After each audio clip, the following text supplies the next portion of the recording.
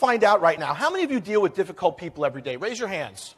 How many of you are difficult people? Keep your hands up. I know there's a whole bunch of you out there. Have you ever had a challenge with someone because you're talking to them and they're not getting it? Has that ever happened before? See, because we all hear things differently based on our scripts, based on what I call MFTP. Mother, father, teacher, preacher. These are the people who said children should be seen, not heard. Don't speak until spoken to. Rich people are thieves. All the stuff that you heard. That's really not true. But that's our record. That's how we perceive things. So when we get involved in a conflict situation with someone who's looking at stuff from a different standpoint than we are, maybe they had different references, different cultures, that's where conflict starts to happen. And what we want to do is get people to connect on a more effective basis. And when we get to communicate more effectively with them, they get it. It's kind of like, how many of you got children? Raise your hands. Okay. How many of you have turned dumb overnight? Anybody?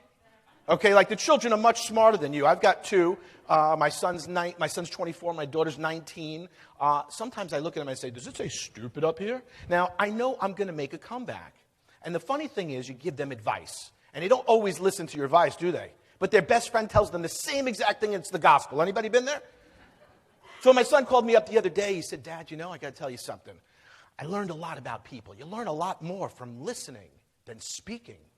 Wow, Alex, that's pretty profound. He's like, yeah, Dad, it's amazing. I said, do you remember Grandma Mimi? She said 2 ears and 1 mouth to listen twice as much as you speak. See, I could tell if I'm over the phone, if you're smiling, if you're laughing, if you're paying attention, if you're eating. I feel that.